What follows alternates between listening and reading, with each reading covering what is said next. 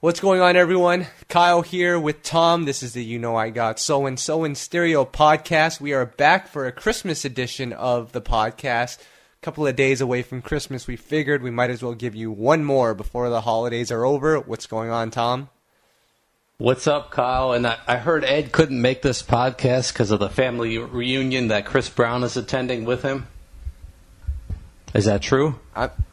I think so. I think by the end of these holidays, we might not see Ed, because once Chris Brown gets a hold of that review that Ed did on the album, it might be the end for Ed. For those who don't know, Ed is actually cousins with Chris Brown, believe it or not. So it's actually true. I don't know if that's true or not, but he says it quite often. I think like his cousin is related to Chris Brown in some way. Some weird story like that. We'll have to get the final story on that from Ed next time he's back. But yeah, he's not going to be on this episode, but he'll be back soon. What's going on, Tom? What's new in R&B? I know you recently did your top 10 R&B albums of the year. Yeah, before I get into that, I wanted to mention something. It's a sad note, actually. You know, I was walking the streets of New York. You know, I live here in New York City, and I passed 550 Madison Avenue. Do you know what that address is of significance of, Kyle? Well, all I know is on Genuine's debut album, The Bachelor, he keeps yelling 550 what? And that's my address. So it's probably something to do with that. Yeah, so RCA, Sony, that was their offices for many, many years, even back to when Genuine was on the label.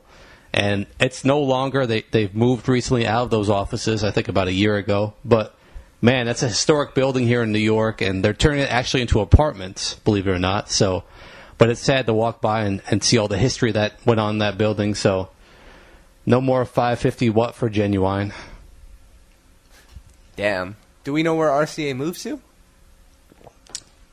Another building downtown, somewhere in the city. They didn't leave. Capitol Records actually, for the most part, left New York. Most labels are leaving New York, believe it or not, to go to L.A. But RCA is still in New York. Remember when we went to... Remember when we went to RCA once? Didn't you get a T-shirt? I did. They were giving out free merch, and one of the ladies working there gave me an A$AP Rocky shirt. I'm not sure why, but I took it. And where is it now? I think my sister has it. Oh, nice. Yeah. Yep. But Tom, a lot to talk about in R&B this week, as we normally do. I want to start off by talking about K. Michelle. We talked about the album last week. The numbers are back. Tom, she only sold 9,000 copies first week. Her last album sold 55,000 first week. What does that tell you? Yeah, but it's like I keep telling you, Kyle. I don't think that people are even buying music anymore. Everyone's streaming. So does that include the streaming numbers? I looked at the streaming numbers. It's not that much higher, to be honest. But does the 9,000 sales include the value they get from the calculation of the streaming equivalent? No. After streaming, she's at about 16,000. Well, I think it all means, man. Why do people still make CDs? That's what I don't understand. If you're going to sell 9,000. Right.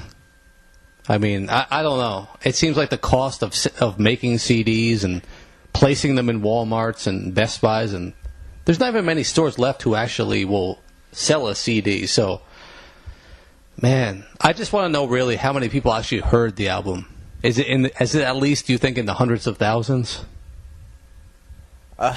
It's Tom, before we get into the actual state of the industry and all of that stuff, we need to talk about K. Michelle, the artist. Okay, right? All right, fair enough. She has been, and I don't think it's really even you can't really argue it, but in the 2010 era, she's been one of the top female R&B artists. True or false? In terms of pure sales, yes. Yeah, popularity as well. Wait, can we mention the history of K. Michelle though first? Go ahead. This was someone. Yeah, I mean, this was someone who was co-signed by R. Kelly. Is a very good vocalist, probably one of the top vocalists, and couldn't make it originally until this just how it is until she had the reality show. No diss or anything, but and then once she had the reality show, her sales skyrocketed. The label took a chance on her, and she started selling records. So, but now, I actually don't know if she's still on the show. Do you know that? She will be on. I think it was Hip Hop, Love and Hip Hop. I believe Atlanta. She'll be back on that in January. Okay.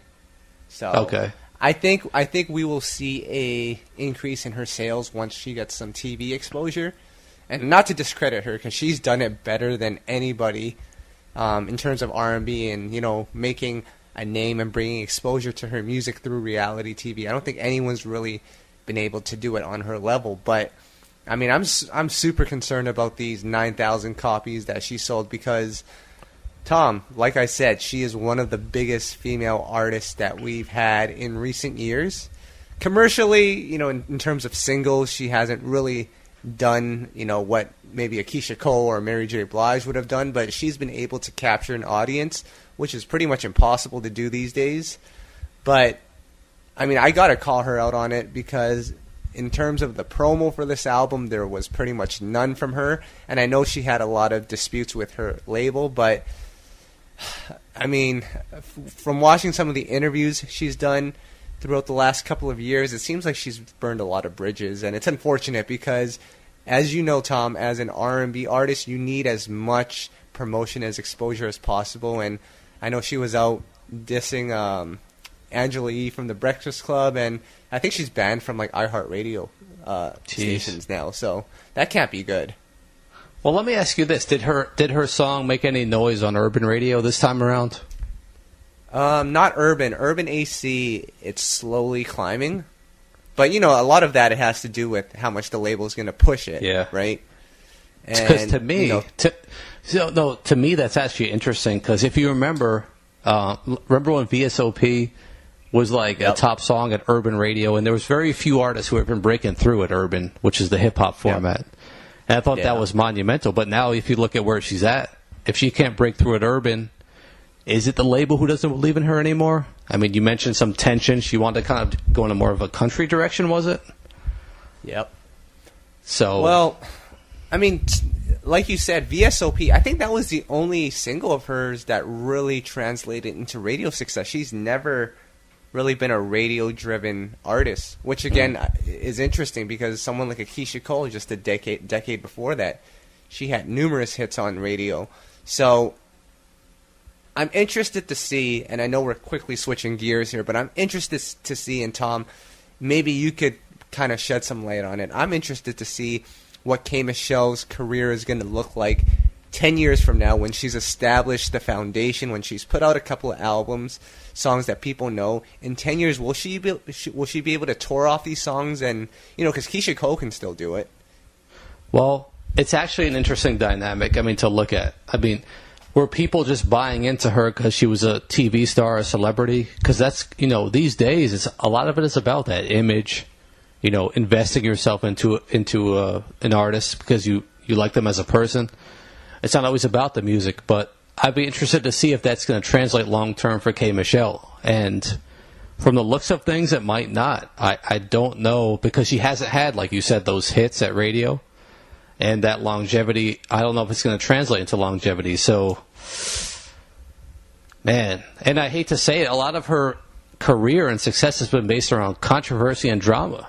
And that's not, that's not a long-term formula for success. So, I don't know, Kyle. I don't know. It's interesting. I think about some of our favorite acts, 112, Jagged Edge, Dru Hill. They can just go on tour for the rest of their life because they have the hits to do it. Even some of the artists from my generation, Mario, Omarion, they have at least a handful of songs that people recognize, and some are classics, and they can just do club shows for the rest of their life. K. Michelle doesn't necessarily have that. She has the brand, K. Michelle, and I know she has a lot of loyal supporters, but can that really take you far in 10 years? I don't know. I don't know the answer to that one. I think we're starting to see something new, and it seems like she's probably going to be the first of her kind to do it, and it'll be interesting because I see a lot of newer R&B artists as well. They're huge on the internet, huge on SoundCloud, but they're not making a dent on the radio. What's something interesting about K. Michelle, though? She's actually made good songs. Like, we like her music. And it's almost like that gets lost in this whole equation, you know, because of all the drama and reality TV and all that. And it's almost like that. And just because she hasn't had hits doesn't mean she hasn't made good songs. We like her music. So, oh, yeah, of course. It's going to be interesting. I mean, and I think it'll be telling for the future of kind of how R&B goes. I mean, I really don't know. I don't think it's going to go well. I can't see her doing a legacy tour and, you know, that type of thing. But credit to K. Michelle. I think she'll find a way to make it work. And she's a hustler, so I know she'll be successful no matter what. Yeah, the one thing about K. Michelle is she has the work ethic to make it work. I'm just looking at it from a very, I guess, objective black and white standpoint on, you know, not a lot of success on radio, but she has the brand and the name. How is that going to work? It'll definitely be interesting, Tom. Wait a minute, Kyle. Do you remember a few years ago we tweeted something, and didn't she like diss someone or something attached to our tweet? Do you remember this? No, I don't. What happened? I think it was Ashanti. What? Yeah, it ended up on one of those gossip sites because she dissed someone, and it was in our tweet. We tweeted something about Ashanti. I think it was Ashanti. And she said something. You don't remember this? This was like 3 or 4 years ago. I don't. And it ended up on like Gossip or something, or one of those sites. But that's part of her brand, though. Yeah. Like she builds publicity for herself by doing that type of thing, and like we're saying, that's not a long-term formula for success. So we'll see. Well, Tom, her brand is about to switch up pretty soon. I watched an interview, and she says she's going to remove the butt implants. So no more juicy booty for K. Michelle. Damn, I wish Ed was here right now. We miss you, Ed. We love you. I have no comment on the juicy booty, but I think she was doing it for health purposes, though. You can't have... She was saying that she can't have a kid if she has the juicy booty because there's just too much weight on her body then. So, I mean, good for her. I'm not commenting on this at all. I mean, the only health advice that you would give people is just to keep eating chicken and give up red meat. So. Eat some Greek yogurt, that too. Oh. And if Ed were here, if Ed was here right now, he'd be saying, "Playa." That's all I know. You got that.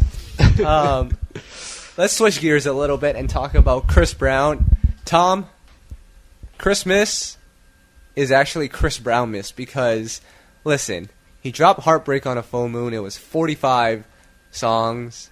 He leaked another song on SoundCloud like the same day, and now he's come in with the deluxe version, another 12 songs.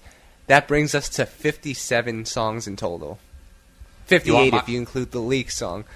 Do you want my reaction? That is the most absurd thing. I do want your reaction. Dude, I think this is amazing. I mean, mind you, I haven't listened to any songs on the list on his album, but dude, if Joe dropped 58 songs tomorrow, it would be like the best day ever in the history of R&B music. So, wow. If someone's favorite artist is Chris Brown, and you're getting 58 songs, I think that's a great thing. How would you disagree with that? Well, you know what? As a Chris Brown fan, I am happy that he dropped that many songs, and I know Ed didn't really give the album a very positive review. I've actually sat down and listened to the album more than 3 times now, and there are a handful of really good songs on there. But there are also some very not-so-good songs. I think there was a span of like 4 songs where he was, Jamaican, and not my type of thing, but these new 12 songs that he put out, man, only 2 of them are actually listenable. The rest of them, I think he just like recorded it in one take and said, well, we need some more streams. Let's add some more songs to the playlist. But I'm serious. That's a problem. But I will say this, Tom, because right before the podcast, we were talking about an artist like Stokely, who you put in one of our top 10 albums of the year. You had so many reactions that said what? They said what? Stokely put out an album? Yeah, no one had any idea. Realistically. Exactly. And then when we talk about K. Michelle only selling 9,000 copies, I mean, as cheap as it is for Chris Brown to put out 50-something songs to gain everyone's attention on the fact that he put out an album, I can't be mad at that. At least he's trying something new. And, I mean, it probably does diminish the quality of what we're supposed to look at as an album, but at least he's trying to figure it out. I can't be mad at him for that. Well, I mean, some of his songs made our countdown, so that's good at least, right? Yeah. Are you going to be previewing those songs on Spotify before you decide where you're going to rank them? Ed shared his Tidal password with me, but unfortunately, only one person can be logged into Tidal at one time, and I think Ed leaves it on nonstop, so I couldn't listen. I couldn't listen to any of those, so I just put them at the bottom of the list. Oh, jeez. I'm just kidding. Shoutouts to Ed and his Tidal subscription. Let me ask you a question, though. Going back to Stokely real quick, right? So he has 72,000 followers on Twitter. So should 72,000 people know that he released an album? It really depends. First and foremost, I believe not all of those 70-something thousand people are real people. Some of them are bots. Let's get that out of the equation. Maybe he's at 50,000, which I think is a pretty fair number. Do I think 50,000 people should buy the album? Probably not. Do I think 50,000 people should be aware of the album? I think it also depends on who the artist is. For an artist like Stokely, I think you should know. Because, I mean, he's not caught up in the drama. Like, some people follow Chris Brown just so that they can see the drama. For Stokely, people follow him because they want to hear the music. So, I think they should know about it. But at the same time, if you're following Stokely on social media, that means you're probably following 40 other R&B artists. And it's kind of hard to keep up. You and I, remember when Jagged Edge dropped their album randomly this year? That was surprising. Right. Well, so, I don't know. I didn't know the answer before I asked you that question, but now thinking about it, it's interesting. Like, who knows to even follow Stokely as opposed to even following Mint Condition? Because I'm looking at the Mint Condition account on Twitter and Facebook.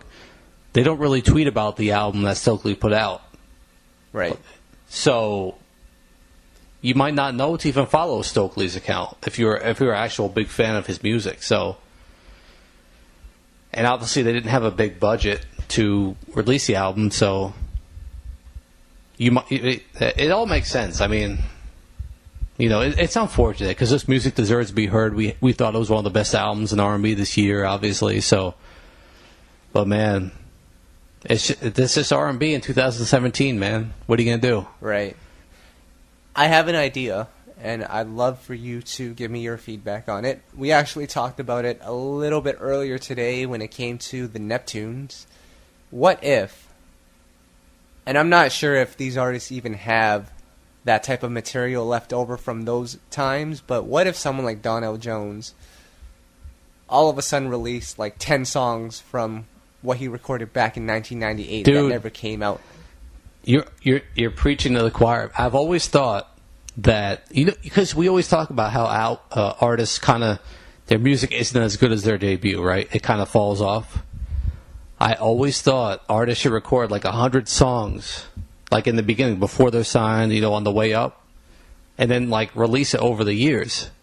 It would be way better than anything they could create after they're signed, after they're put on, because it's nothing like, you know, when you kind of have a tendency to not try as hard. That's my opinion. So, man, but I don't think people. I don't even think it's not trying as hard, but it's kind of hard to recapture that vibe once you've moved on past that. Right? Like, I'm sure when Donnell was recording his second album, he was in a certain vibe, and once the years progress and he's, you know, introduced to new influences, you kind of can't go back to what it was in 1999. I'm sorry to interrupt you, but I was looking at Mint Condition's Twitter to see if they were talking about Stokely's album and all. Dude, they have a photo at the border of North Korea and South Korea. What? How epic is that? Wow. I don't even know how that happened. They probably got hacked. No, this is legit. I wonder if they performed in South Korea and made the trip. I don't know. Anyway. Anyways. But back to Donnell. Yeah. But Didn't Donnell release like a B-sides album? He did. A couple. Were there songs from that era? It was actually pretty good. And actually, John B. has done a similar thing. He released a B-sides project. And some of the songs you hear are like, you know, they don't sound like they're new. They sound a bit dated, quote unquote, but it's good music. So you can't complain when you get stuff like that. That's exactly what I'm thinking. What if Brandy decided to release a new album and said, and basically told her fans, hey, listen, I didn't actually record this recently. These are all songs from 2001, but I'm going to promote it as a new project. I hope you check it out. Do you think people will check it out? I think they would. 100%. Why wouldn't they? But it all comes down to how many songs did Brandy record in 2001? Right. Was she working? Like, it's tough. It depends on the artist, I think, because every artist is different. Some of them are in the suit. I mean, our favorite artist, or one of our favorite artists, Static Major, obviously had thousands of songs, right? Yep. So, I mean, if we ever heard another song by Static, we'd be super excited. Yeah, but on the same token, we follow Aaliyah so much, you know, as far as her career, and we found out she barely recorded aside from whatever she put on the album. Yeah, but when we did hear unreleased Aaliyah songs, we were excited, and they're actually pretty good, right? Yep. Until Drake went in and remixed them. And what about Chris Brown? Yep, Chris Brown as well. Jeez. Although, you know what, Tom? I am kind of hesitant in a way. I think there are some songs, because as much as the artist evolves and progresses throughout the years, I think as listeners we do as well. Right? The term dated, I hate that word, but in some instances it's true. Like, you can't listen to a song from 10 years ago and not say, this sounds dated. It's a terrible term, but I think we all use it. No, you're right, but... You're gonna try to make me diss someone here? I'm all for it. I just don't think artists are motivated at all, or even have the know-how to know what their fans are looking for. I mean, we hear so many of these songs these days, and they're just so boring, and they're just so mediocre. I don't think. And then you hear some of our favorite artists trying, you know, trap sounds and newer progressive sounds that don't fit it's not what their fans are looking for. So we'd much rather hear dated stuff than trendy stuff. There's only very few. I'm going to do it, Kyle. I'm going to do it. I'm listening. The Jagged Edge album from this year. Oh, why do we got to keep doing this to Jagged Edge? But did they really understand what their fans are looking for?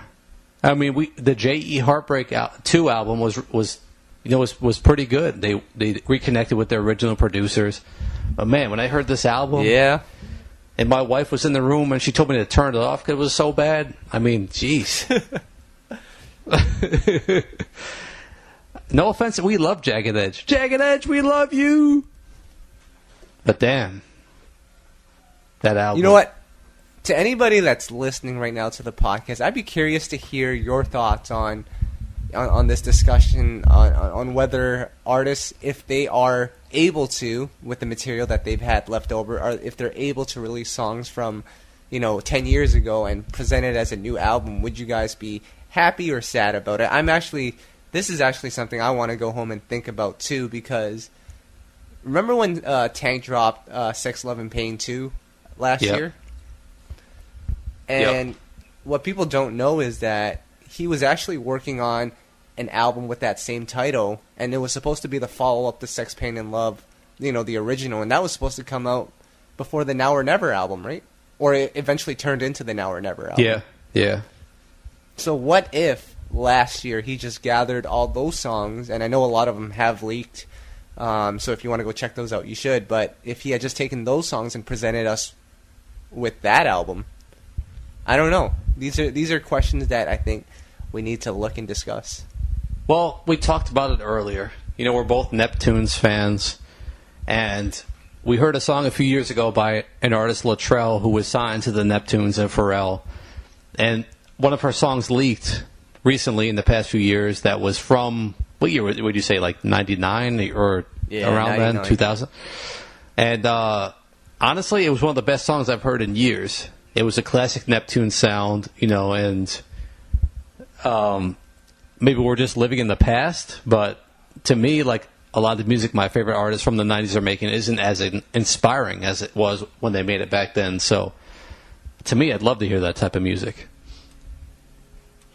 Would definitely be interesting.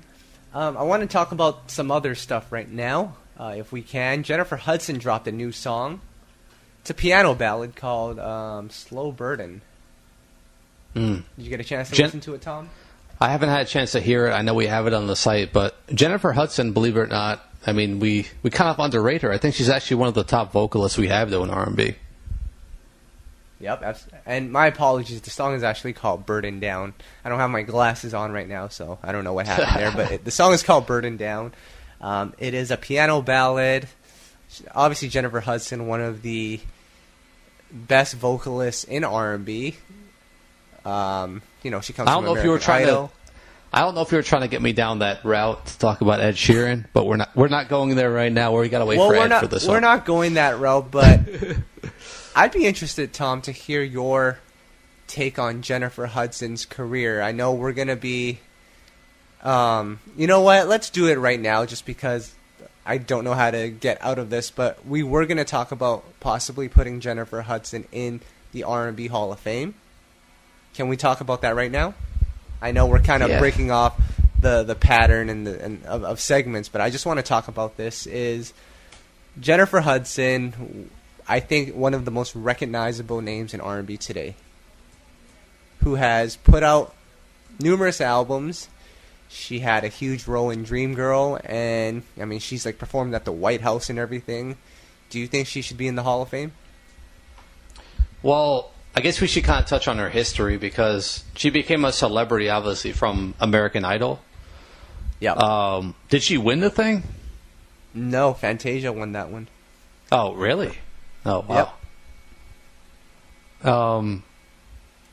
I'd actually have Fantasia into the Hall of Fame over Jennifer Hudson, if that counts for anything. That's fair.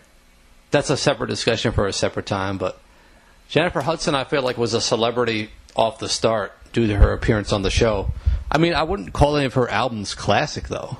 I don't know if you disagree with me. Nope, I don't. I don't disagree with you. She's definitely a celebrity. I mean, she's a household name based off the show, based off her acting, which is pretty good, too. I mean, obviously, I don't think many would have her as a Hall of Famer at this point. I'm curious to hear, though, what you think has been missing from her music, because I feel like she has the ingredients. She is a superstar, celebrity in those terms. She has a very powerful voice. What do you feel like has been the missing ingredient that's been kept her from being a superstar music-wise? If I am to be honest, I think what's kept her from being a superstar is she has, unfortunately, no identity as an R&B artist or just an artist in general. Think about it, Tom. Can you name 3 songs by her?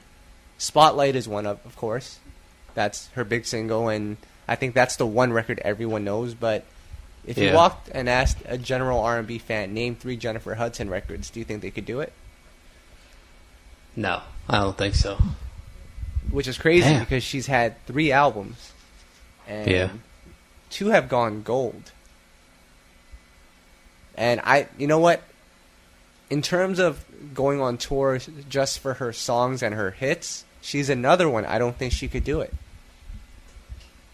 No. Of course, being a celebrity, I think that will allow her to do so because she's such a great vocalist. But, I mean, in terms of hits, she doesn't really have that many. It's true. I'm looking at her Wikipedia page right now, actually. Right. Spotlight obviously was the gold single, but other than that, I mean, a lot of these songs aren't memorable to me. They weren't huge hits, and man, it's this. I think she's a very interesting. I'd love to hear what Ed thinks. So for me, I would say no, she's not a Hall of Famer, just like you. But I mean, she's a great talent for sure. And you know what? I listened to her last album, J Hud, the one that Pharrell and Timbaland and R. Kelly worked on. I thought that was a very interesting direction for her. She was going more towards that disco funk type of sound. Right. And I felt like it worked for her in a lot of those songs. But from the sounds of this new song, it looks like she's going to go back to just singing and piano ballads and stuff. And I think there's a part of me that believes no one really cares about that stuff. Not just from her, but from just R&B fans in general. They don't really want to hear the piano ballads anymore. You know what's interesting? You got me thinking about something else now, because you said, will she be able to tour, based on that K. Michelle question. But I'm thinking, like, her first single was in 2006. Will any artist who came 2006 or after for R&B be able to really tour? Who's doing a more traditional sound? Like, can you think of an artist off the top of your head who is of that generation who will be able to tour based on previous hits? 2006. I think it's kind of it. I think it's kind of like someone who debuted, at that time or later, of a more traditional sound. I don't mean like the younger, kind of newer sound, but Jennifer Hudson obviously is a more traditional sound. So is K. Michelle. Right. Yep. So I'm thinking there's not going to be many. Jasmine Sullivan, maybe. Based on hits, though. I mean, her first album had a couple of hits. No, that's a good choice, but yeah. But her last album, which we all thought was really good, really didn't have quote unquote hits, which to me is just a reflection of the industry at this time. I mean, no, they're not really paying attention to it. Yeah. So, oh man.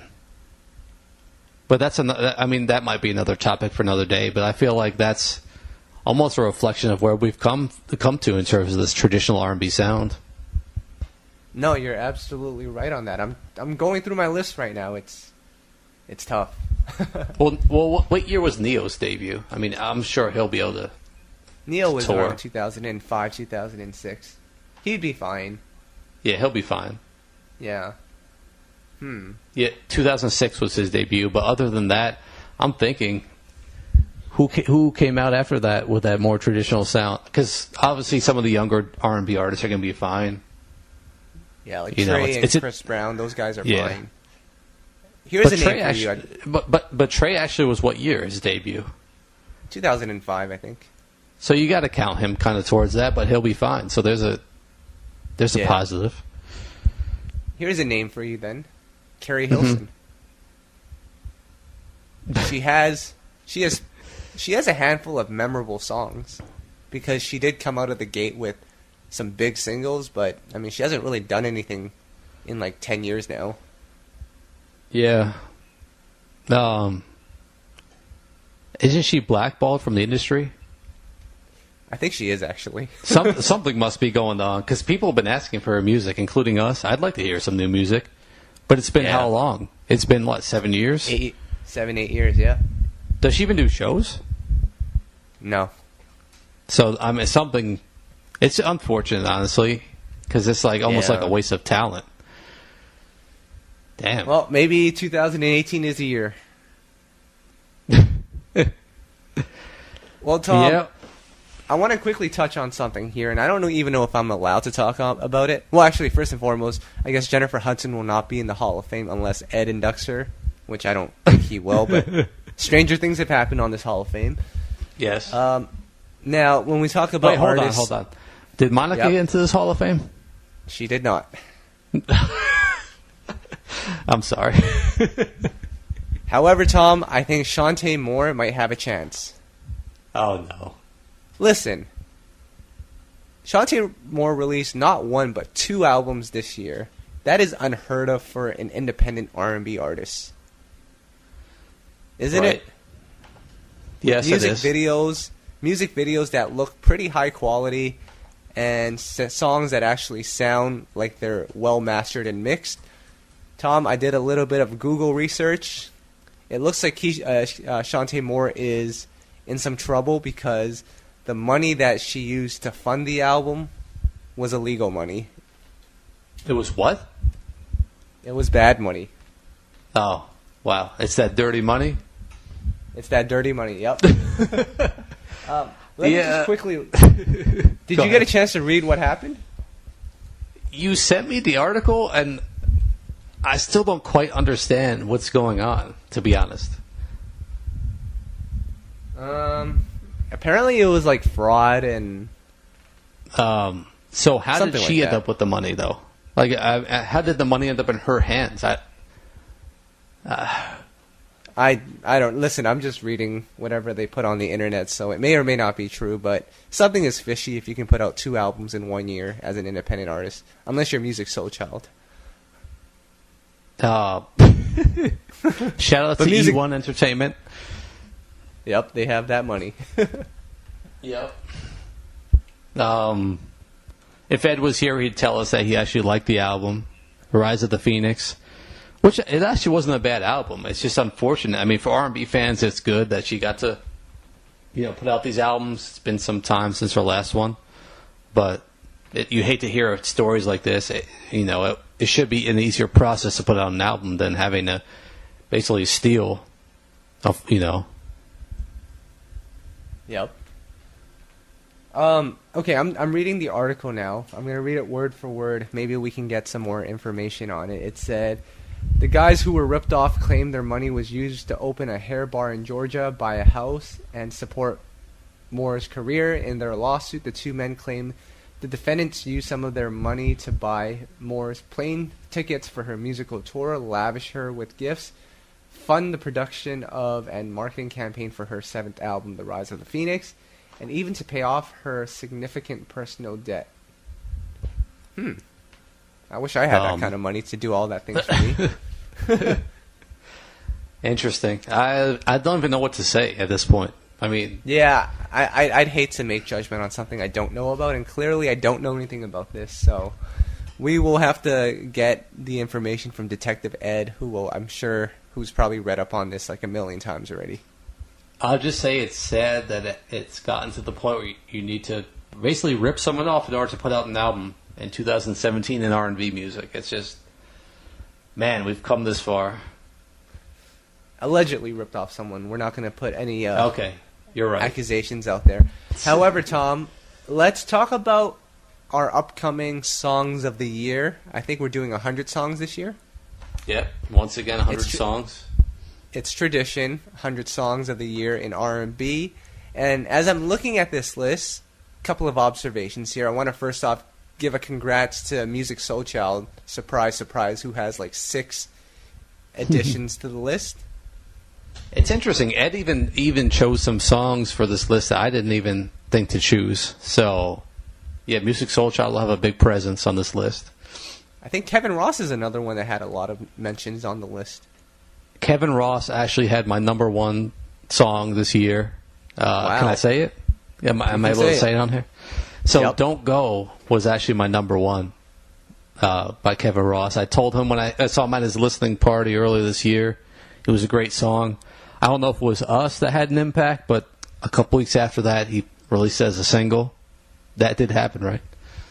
That did actually happen. Yeah, he was gonna go with "Don't Forget About Me" as his single, and then all of a sudden, I think you met him and told him you really liked the song "Don't Go," and he announced "Don't Go" as his new single. But we also like "Don't You Forget About Me," which will also be on our list. Oh yeah, absolutely.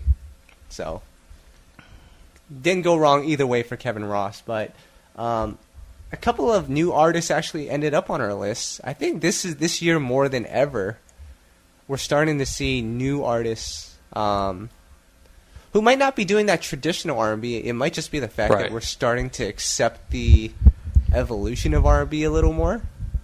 Her made a couple of she made the list. I think she made it last year as well.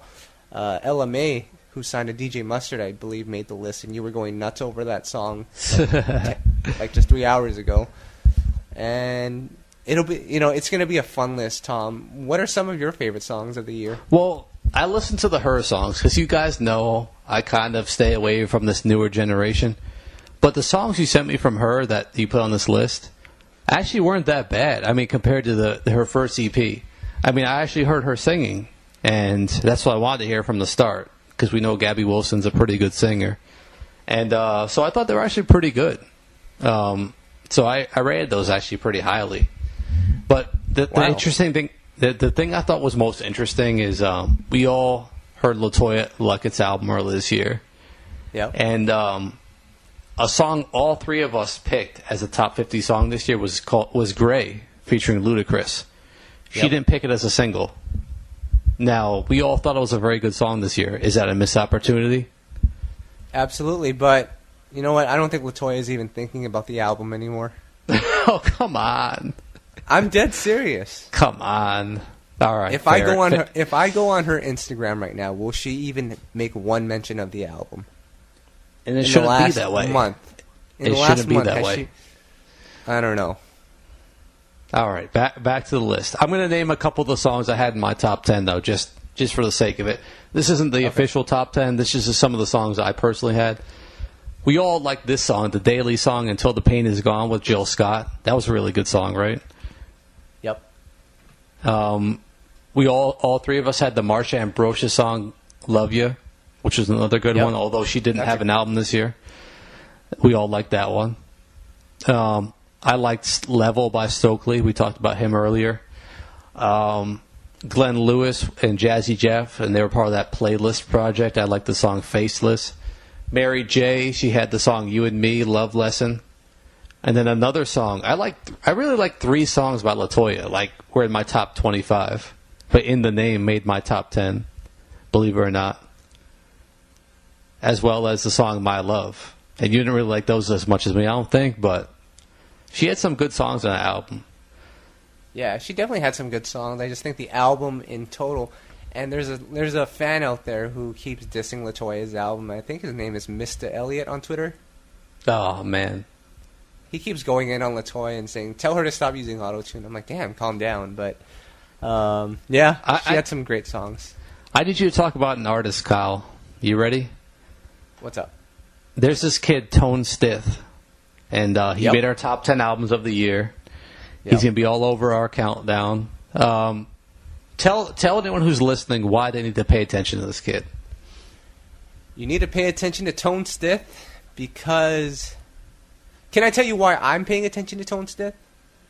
Well, the reason I'm saying this is because it's so hard to get, traditional R&B fans to embrace the younger generation. But I feel like we finally have someone who's worth the attention. So go ahead. Well, here's the thing. I personally, I've taken a liking to Gabby Wilson to her, right? But I know a lot of traditional R&B fans, such as yourself, as well as a good friend of ours, Kay Bookman, they don't get it. With an artist like Tone Stith, his sound is so rooted in that 90s R&B, as well as, the Michael Jacksons and the Stevie Wonders and all of the legends, that you really have no choice but to pay attention to it. And I think, and as I started listening to more of his music recently, I think the other part of it that draws traditional R&B fans to him is the usage of his words and his lyrics. Like a lot of these artists, like her, for example, in some of her songs, she's saying stuff like, you make me want to put my phone down, and that's sort of like her way of saying, I like you so much that I'm not going to look at my phone. Mm-hmm. And older fans don't understand that type of language, but with Tone Stith, it's just, I like you. It's very simple, which is kind of what 90s R&B was. It was very direct and straight to the point. That, along with the fact that I think just his choice of production, as well as the way he's singing and his harmonies, it's very reminiscent of what we all grew up on. And when you watch him perform, I'm not sure who's had a chance to do that yet. He's dancing and he's doing all of that stuff. So just the way he's presenting his music, it's very 90s, early 2000-ish, in my opinion. So why should we pay attention to him? Well, he writes his own music, and I think he's doing this for not only his generation, but he's also bridging the gap so that the older fans can listen to him too. That's just my perspective. And DJ Soulchild, I know, was going nuts over a new Tone Stith song on Facebook just the other day, so I know I'm right if he likes the song. Wow. Yeah. But not to get off track, but is he going to have to change up his style to take it to the next level? Is he going to have to go more trendy? I don't know. I'm actually very curious because he's that one artist who's been able to gain younger fans just by doing what he does. And I think he actually has a following that's pretty young. So it's not like Kevin Ross, for example, and we love Kevin Ross, but a lot of his fans are probably 40 and over, just to be realistic. Yeah. Tone Stith has young fans, so it'll be interesting. I'm actually really looking forward to seeing what Tone Stith does in 2018 and who he chooses to collaborate with. I'd be actually excited to see him with her on a track, but we'll have to see what happens. But yeah, Tone Stith, you guys need to check him out. Is he signed, by the way? I know he's associated with Drake in some way. I don't know if he's actually signed. I'm pretty sure he's signed. There's no way that he's made this much noise without being signed. Maybe it's one of those like secret signings. Got it. Yeah. Well, tell us some of your favorite. I named some of my top 10. Who was in your top 10 songs that you heard this year? Well, I haven't really had a chance to sit down and rank my songs yet, but I have made it a personal mission of mine to make Juicy Booty by Chris Brown and Jhené Aiko and R. Kelly number one. I don't think it's going to happen this year, unfortunately, but we're on a mission to make that happen.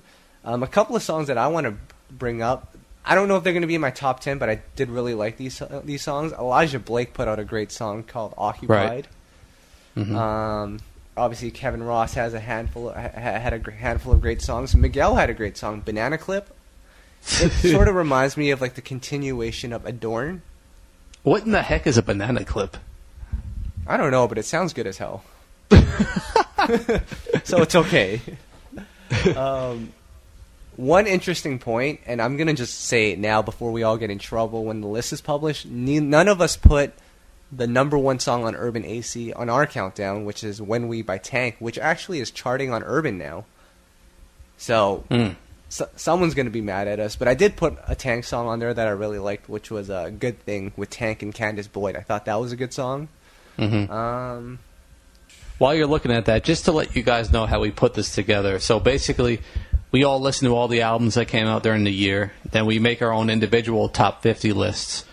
Then this is me, Kyle, and Ed. Then we combine the lists, so we have, 150 or so. We eliminate the duplicates, and then we cut it back to, we all rank what remains, 1 to 100 and whatever, and then we kind of score it that way, and then we see what ends up at number 1, and then go down to 100. So that's kind of how our process of how we do these lists every year. I'll tell you what, Tom. As I'm looking at this whole list, as opposed to previous years where I think we all had a decent idea on what the unanimous number one hit was going to be on our countdown, this one is... I don't think there's a definite top 5 here. No, definitely not. There's not. I think... And, you and Ed have different tastes as well, but there is not a definite top 5. No. It'll be interesting to see once you guys come back with your rankings, how it all ends up. And, I can already see Ed's list. You can have SZA, Daniel Caesar, Sid, and then Tom's just going to sink all of those to the bottom. Those were at the bottom of my list. Legitimate. Chris Brown, those all ended up at the bottom. Oh. Some Trey songs you guys put on here. A Bryson Tiller song you guys had on here. Yeah, those didn't do well on my list. Yep. But I think this will be a really interesting year. But hold on, you I couldn't tell if this was a joke or serious, but Skywalker made someone's list. That's a good song. Oh man, it's a good song. That's Miguel, if anyone's wondering. But yeah. In a perfect world, number 1 would be Juicy Booty, and number 2 would be Skywalker. Wait, did Ed even have the Kevin Ross song "Don't Go" on his list? No. Wow, man. Was he even listening to music correctly this year? No. He was listening to the Jay-Z 444 album. That's true. And that was it. That was about it.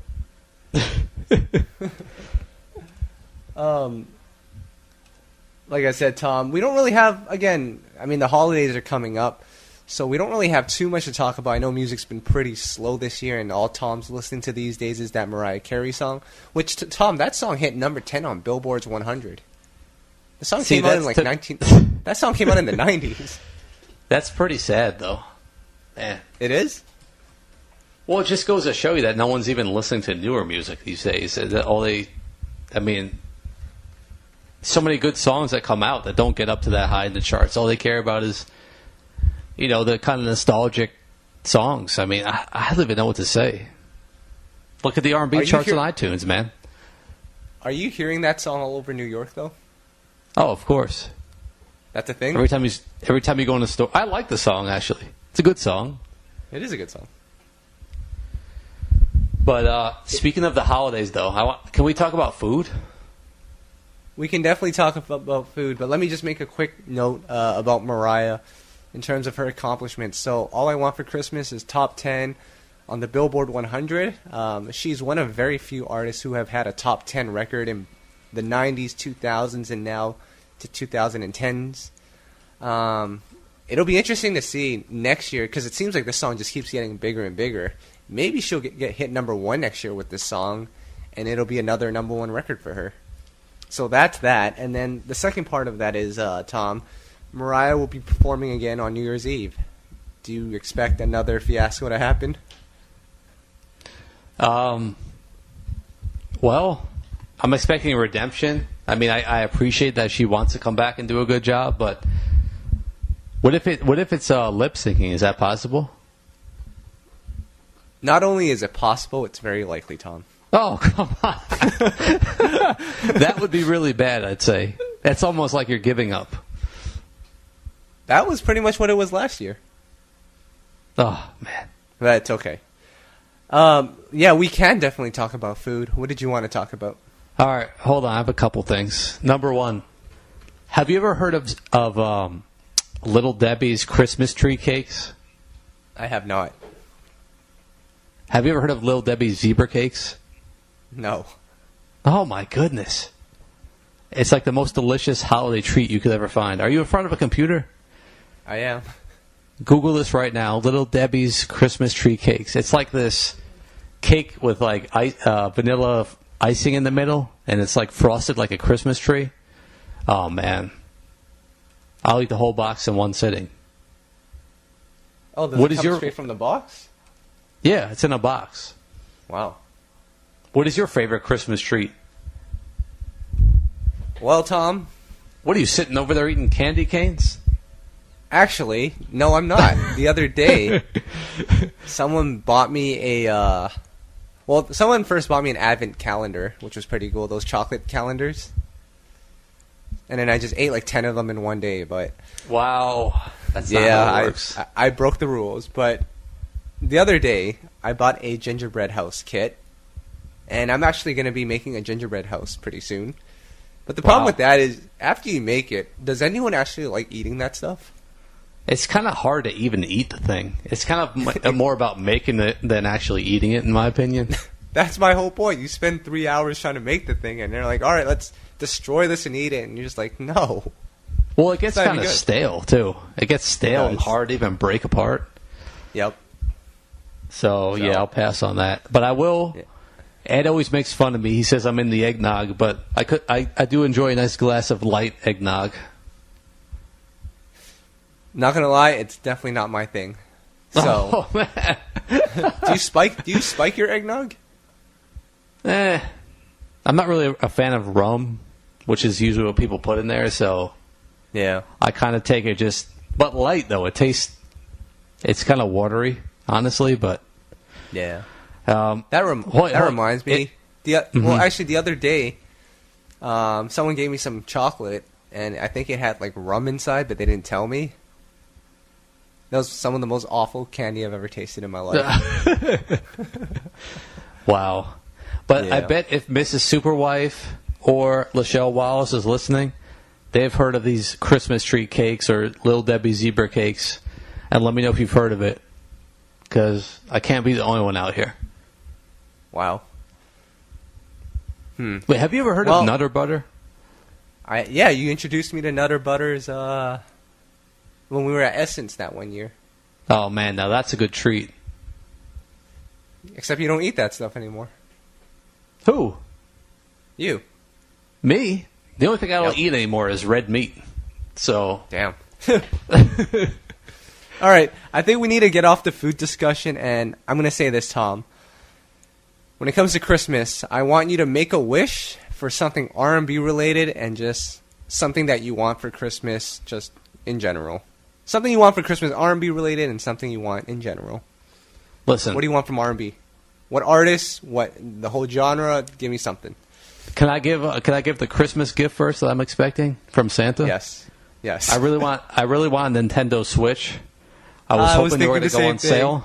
I want one too. I was hoping they were going to go on sale so I could afford one. Unfortunately, they didn't, so I need Santa Claus to bring me one. Or, back in the day, I'm going to keep it 100. If you go on our YouTube page, one time Tom interviewed Sean Kingston. And the whole purpose of that was to make YouTube money, because I don't know if you guys know, but you can make money off making YouTube videos. And that interview didn't really do too well, so so we still need money. Shout out to Sean Kingston. We're about to put up a donation link on our site. GoFundMe. Stop. Jeez. As for R&B though, R&B, my wish. You really don't want to hear my wish for R&B. Okay, well, you can say that, and then you can also make a wish on an album that you want to come out next year from an artist. Man, there's two artists I'm really waiting on an album from. Believe it or not, that come to mind immediately. Lauryn Hill, if that will ever happen again in life. I doubt it. And number 2 is Chico DeBarge, if he's even still alive out there somewhere. I don't know. Wow. But other than that, I'll settle for a Donald Jones album in 2018. As for myself, what about you? This Christmas, I want a Brandy album to come out next year, obviously. And I also want Genuine to actually go back into the studio and do something, because... Wow. Listen, I do an annual interview with Genuine. I do one every year, and his answer is always the same. Yeah, I'll be going into the studio soon to work on my next album, and it never happens. So I'm hoping next year is the year that we get a new Genuine album. Is that too much to ask for? Yes, it is, actually. The way things are looking. Yep. However, we are going to get a Timbaland interview in 2018 now that he signed the E1. Yes. I mean, back in the day, we tried so hard to get a Timbaland interview, we were tracking down his wife to try to ask her for help. Remember that? Yep, we did. No, it was bad. But Tom, before we get out of here, I know the holidays are coming up and you're on your 5th cup of eggnog. Can I make a Christmas wish for you? Go for it. This will make you happy. I hope next year you get a year-round supply of Domino's Cinesticks. That's all I want for you. Oh, man. Is that a good gift? Domino's is? Yes, I'll take it. Good. And as for me, as far as my general wish, I wish next year that we get a sponsor from one of the big brands. I'll take Nike. I'll take Adidas. Hell, I'll even take the Big Baller brand. I'll take any of them. We need a sponsor. Big Baller brand. That's a whole nother topic for another time. All right. But anyways, guys, I hope you guys have a Merry Christmas. Hope you guys have a Happy Holidays. Keep listening to your favorite Christmas songs and get that Mariah song to #1 on Billboard. All I Want for Christmas Is You. Keep playing it on Spotify. Keep playing the Chris Brown album. And we will see you, I guess we'll see you next year, right? Yes, we will. Next year, 2018.